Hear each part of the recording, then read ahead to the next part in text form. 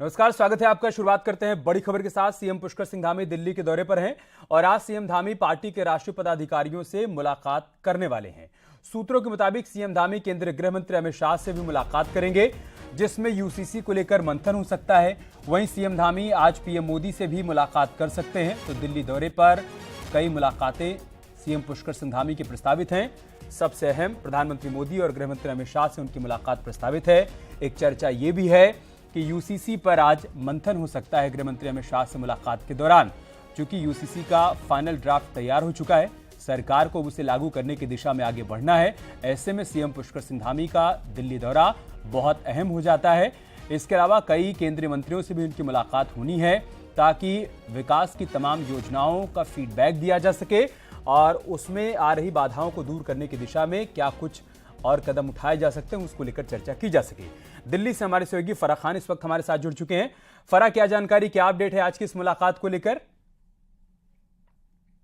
तरीके से ये जो दौरा है ये बहुत खास है, क्योंकि पूरे एक महीने में ये तीसरी बार दिल्ली दौरा हुआ है और देहरादून की अहम बैठक के बाद अचानक दिल्ली आना हुआ है। और आज ये माना जा रहा है कि कई अहम नेताओं से जो है वो मुलाकात हो सकती है।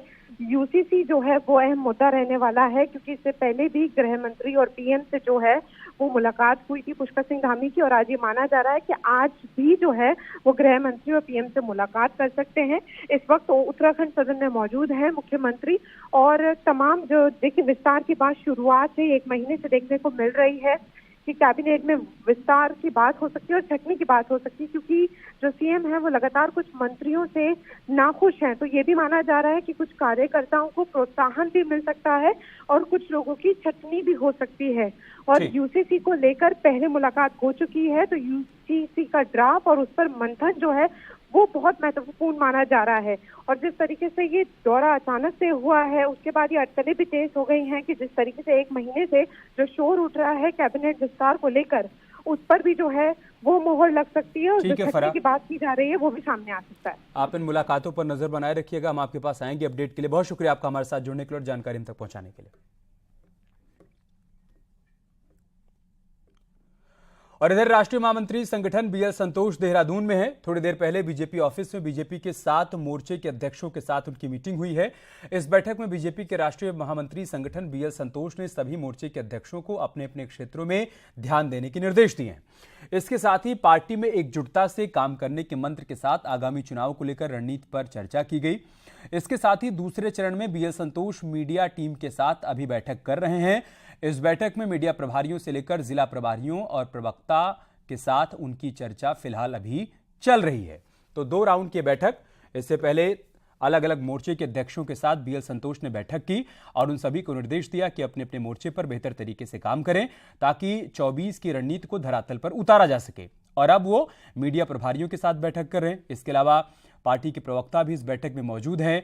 पार्टी को सरकार की योजनाओं के बारे में कैसे मीडिया में प्रमुखता से बातों को रखना है और साथ ही साथ लोगों तक वो बातें पहुंच पाएं, आम जनमानस को सरकार की योजनाओं से जो लाभ मिल पा रहा है उसका जिक्र सही तरीके से हो पाए, इसको लेकर फिलहाल इस बैठक में चर्चा की जा रही है।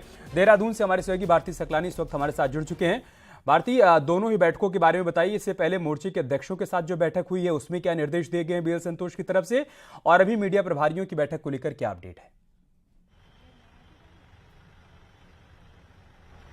देखिए, मीडिया प्रभारियों की बैठक तो इस वक्त चल ही रही है। आईटी सेल की टीम भी इसमें मौजूद है। इससे पहले की अगर हम बात करें, जो फर्स्ट फेज में मीटिंग हुई है वो मोर्चों के अध्यक्षों के साथ मीटिंग हुई और उसमें दिशा निर्देश दिए गए हैं कि सभी मोर्चे अपने अपने क्षेत्रों में सीरियसली काम करें, जनता की जो भी समस्याएं हैं उनको सरकार के सामने लाएं। इस वक्त महिला मोर्चा प्रदेश का जो है वो हमारे साथ, उनके अध्यक्ष हमारे साथ मौजूद है, उनसे हम बातचीत करेंगे। मैडम, क्या कर रहा मीटिंग में आज खास?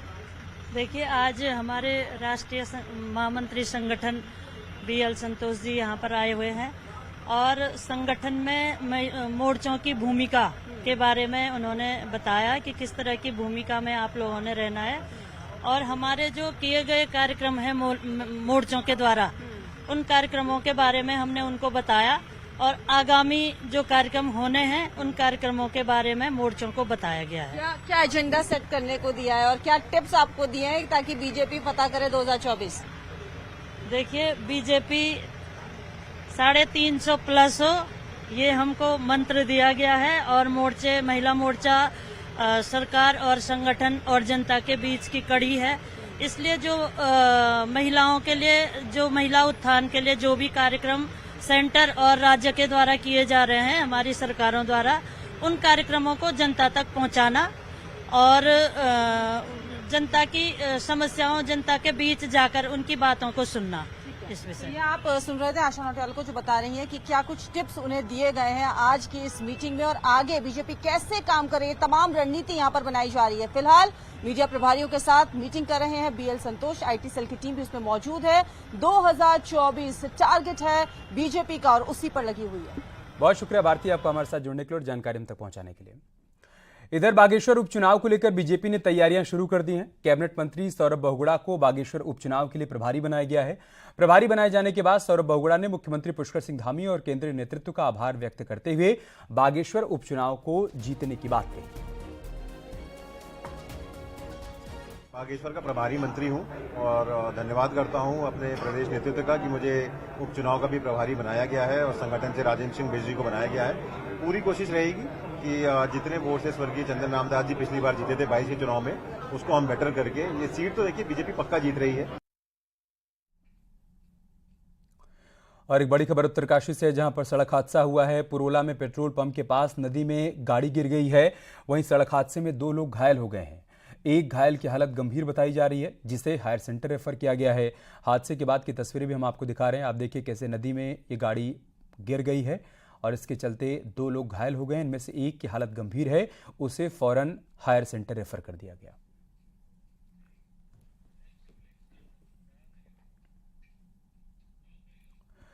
ऊखीमठ स्थित ओंकारेश्वर मंदिर के जीर्णोद्धार का काम शुरू हो गया है। बद्री केदार मंदिर समेत 3 फेज में मंदिर का काम करेगी। मंदिर को वेंडिंग डेस्टिनेशन प्लेस के तौर पर भी विकसित करने का काम किया जाएगा।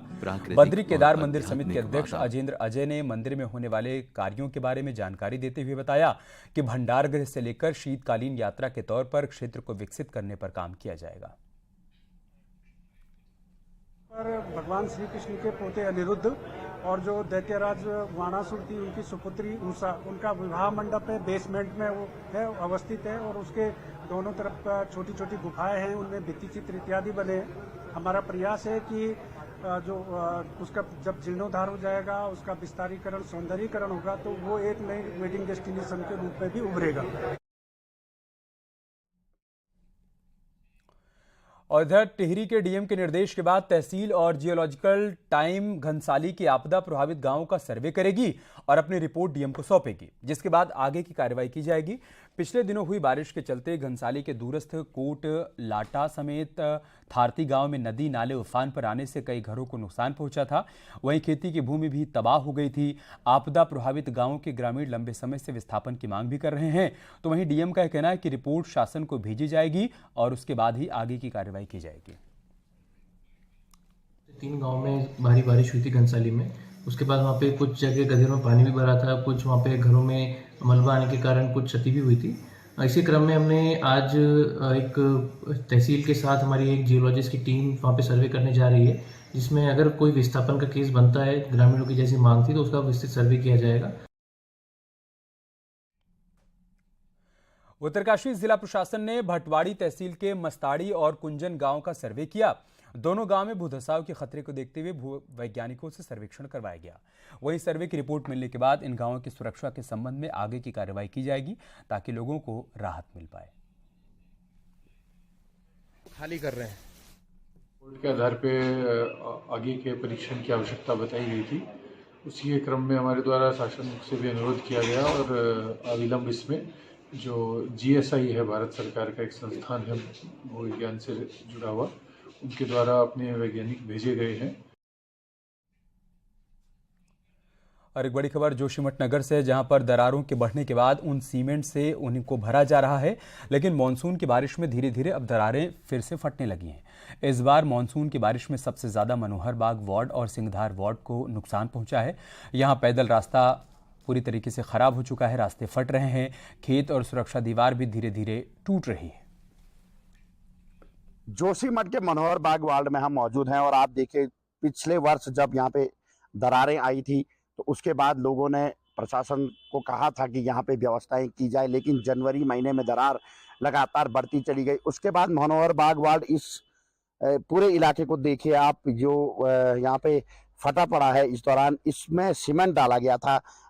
लगभग फरवरी और मार्च महीने में इसको कवर करने की कोशिश की गई थी ताकि दरारें ज़्यादा चौड़ी ना हो और इसमें पानी का रिसाव ना हो, लेकिन मानसून की जिस तरीके से बरसात हो रही है, एक बार पुनः ये पूरा इलाका जो है वो फटने लगा है और अब ये सीमेंट धीरे धीरे यहाँ पे आप देख सकते हैं कि अब फटने के कगार पर है। और इस पूरे इलाके में जो हालात हैं वो लगातार बिगड़ते चले जा रहे हैं और प्रशासन चाहे लाख दावे करे कि दरारें कम हो रही हैं और अब नई दरारें नहीं हैं, लेकिन ये जो तस्वीरें हैं ये लोगों को डरा रही हैं, क्योंकि लगातार जिस तरीके से यहाँ पे जो दरारें चौड़ी हो रही हैं वो कहीं ना कहीं किसी बड़े अनहोनी को संकेत दे रही हैं। लोगों की पहले से ही डिमांड थी कि यहाँ पे सुरक्षा वॉल बनाई जाए, ड्रेनेज सिस्टम को सुधारा जाए, लेकिन अब बताया जा रहा है कि सितंबर महीने में जब मानसून की बारिश कम होगी उसके बाद 8 संस्थाओं की रिपोर्ट आएगी और रिपोर्ट के बाद जोशीमठ के निचले तट में ड्रेनेज को सुधारने की कोशिश की जाएगी। इसके अलावा नालों का निर्माण किया जाएगा, लेकिन फिलहाल अभी मानसून की जो बारिश हो रही है उसकी वजह से जोशीमठ में निरंतर हालात बिगड़ते चले जा रहे हैं। नितिन सेमवाल, न्यूज 18, जोशीमठ। इसके अलावा जोशीमठ आपदा के बाद शहरों को ड्रेनेज सिस्टम देने की बात जरूर उठी, लेकिन यह फाइलों तक ही सीमित रह गई है।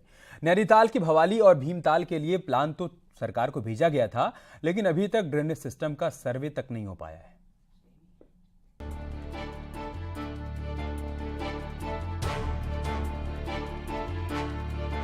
नैनीताल के भीमताल और भवाली शहर के ड्रेनेज सिस्टम की फाइल सचिवालय में कैद होकर रह गई है। बिना प्लानिंग के निर्माण से इन शहरों पर खतरा बन गया है, तो जमीन में तेजी से जा रहा पानी भू कटाव का खतरा पैदा कर रहा है। हालांकि दोनों शहरों के पानी निकासी और सीवर के लिए प्लान तैयार करके सरकार को भेजे गए हैं, लेकिन अब तक ना तो इसके सर्वे के लिए पैसा स्वीकृत हुआ है, ना ही कोई प्लान पर आगे काम बढ़ सका। और कहीं ना कहीं अगर हमारे यहाँ ड्रेनेज सिस्टम ना होने से पूरा देखते हैं कि भीमताल शहर के अंदर भी बहुत ज़्यादा बड़ी संख्या में पानी भर जा रहा है, और आज अगर हम इसको अभी के समय में अगर हमने ड्रेनेज सिस्टम बना दिया, वो आने वाली पीढ़ी के लिए भी बहुत सही चीज़ साबित होगी। ड्रेनेज सिस्टम नहीं होने से भीमताल के कई बाजारों में पानी भर जाता है, वहीं कई नालों में अतिक्रमण होने से भी शहर पर खतरा बना हुआ है। वहीं खराब ड्रेनेज सिस्टम से पार पाने के लिए प्लान सरकार के आदेश का इंतजार कर रहा है। भीमताल और भवाली में ड्रेनेज प्लान का जो अभी वर्तमान में डीपीआर बनाया जाना है, उसके सर्वे और कंसल्टेंसी के लिए एक प्रपोजल अभी गवर्नमेंट को मूव करा गया है। जैसे ही स्वीकृति प्राप्त होती है, ड्रेनेज प्लान के सुधारीकरण का जो विस्तृत सर्वेक्षण है उसका कार्य प्रारंभ कर दिया जाएगा। बहरहाल पिछली बरसात में भीमताल शहर में ही कई मकान और दुकानें पानी में डूब गए थे, बावजूद इसके कोई कदम नहीं उठाया गया। हालांकि अब जोशीमठ की आपदा के बाद शहर के लिए ड्रेनेज सिस्टम तैयार करने की जरूरत है। न्यूज 18 के लिए नैनीताल से वीरेंद्र बिस्ट की रिपोर्ट। इधर टिहरी झील से प्रभावित भल्ड गांव के ग्रामीणों का धरना समाप्त हो गया है। विस्थापन की मांग को लेकर धरना चल रहा था। डीएम के आश्वासन के बाद धरना समाप्त कर दिया गया। विस्थापन की मांग को लेकर चिन्यालीसौड़ भल्ड गांव के ग्रामीण 9 दिनों से टिहरी झील के किनारे धरने पर बैठे थे, जिसके बाद 30 जुलाई को पुनर्वास और उत्तरकाशी प्रशासन की टीम ने मौके पर पहुंचकर टिहरी डीएम के आश्वासन के बाद ग्रामीणों ने अपना धरना समाप्त किया। और डीएम का कहना है कि ग्रामीणों की मांग को लेकर भी नियमानुसार कार्रवाई की जाएगी। हमारी मांगे जो धरना दे रहे थे ग्रामीण, उनके साथ वार्ता की गई और कल हमने उनको आमंत्रित किया है बैठक के लिए यहाँ पर, और वो जो भी उनकी इश्यूज होंगे उसको यहाँ पर डिस्कस किया जाएगा और प्रयास ये किया जाएगा कि उनकी जो भी जेन्युइन डिमांड्स होंगी उसको तत्काल पूरा किया जाए। देहरादून में सचिवालय संघ की नई कार्यकारिणी की वोटिंग हो रही है। सचिवालय स्थित मीडिया सेंटर में सुबह 10 बजे से शुरू हुई वोटिंग शाम 4 बजे तक चलेगी। संघ के अध्यक्ष, महासचिव समेत विभिन्न पदों के लिए 14 कैंडिडेट मैदान में हैं। संघ के चुनाव में सचिवालय सेवा संवर्ग के 1056 कर्मचारी अधिकारी वोटर्स हैं। कार्यकारिणी के गठन का वो यहाँ पे जो है कुछ समय 4 बजे के बाद जब काउंटिंग पूरी हो जाएगी, काउंटिंग के बाद जो मतगणना के बाद जो परिणाम आएंगे, निश्चित रूप से एक अच्छी और बढ़िया कार्यकारिणी, नई कार्यकारिणी ऊर्जा के साथ सचिवालय संघ के अधिकारी कर्मचारियों की समस्याएं उसके निदान के लिए आगे बढ़ेगी। और 30 दिसंबर 2022 को ऋषभ पंत सड़क दुर्घटना में घायल हो गए थे। उसके बाद से वो मैदान से दूर हैं। हालांकि अब वो अपनी फिटनेस पर ध्यान दे रहे हैं। क्या कहते हैं पंत के बचपन के कोच, देखिए इस रिपोर्ट के जरिए।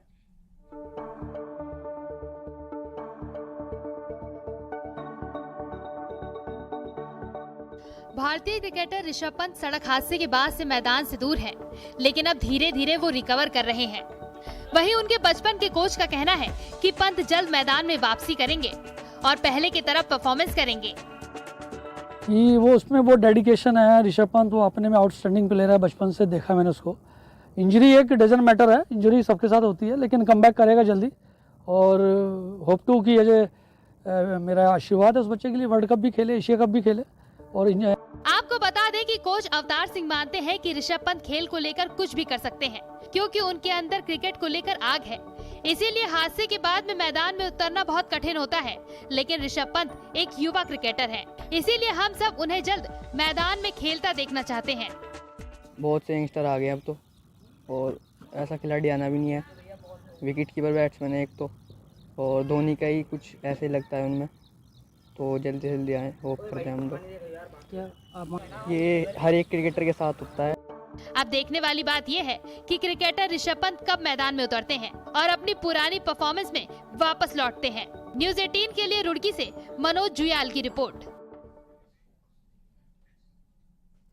यहाँ रुक रहे हैं छोटे से ब्रेक के लिए, जल्द लौटेंगे कुछ और खबरों के साथ।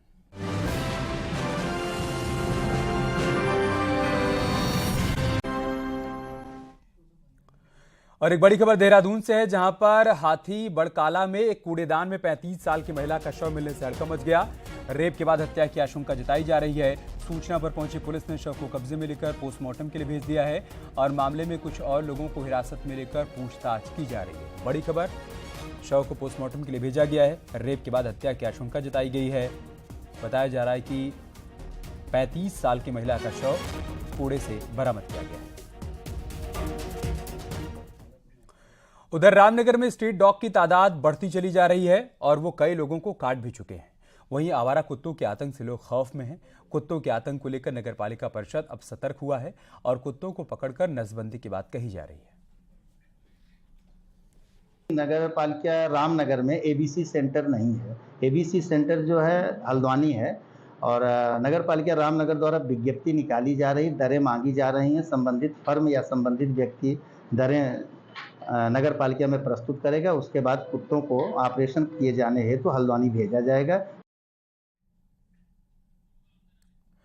उधर चमोली में बद्रीनाथ नेशनल हाईवे एक बार फिर से बंद हो गया है। लामबगड़ और खचड़ा नाले के पास हाईवे बाधित हो गया है। भारी भूस्खलन के बाद सड़क बंद हो गई है। हालांकि हाईवे खोलने में बीआरओ की टीम जुटी हुई है, लेकिन बार बार पहाड़ी से मलबा आने के चलते सड़क खोलने में दिक्कत हो रही है। बरसात में बद्रीनाथ हाईवे बार बार बाधित होता रहता है, जिसकी वजह से यात्रियों को भारी दिक्कतों का सामना करना पड़ता है।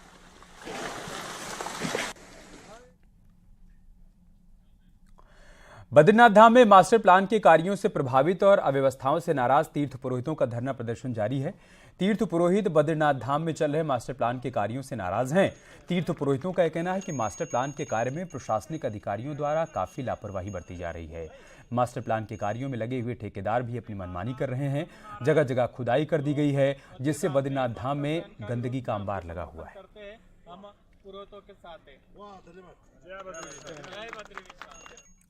यार रुक रहे छोटे से ब्रेक के लिए, जल्द लौटेंगे कुछ और खबरों के साथ।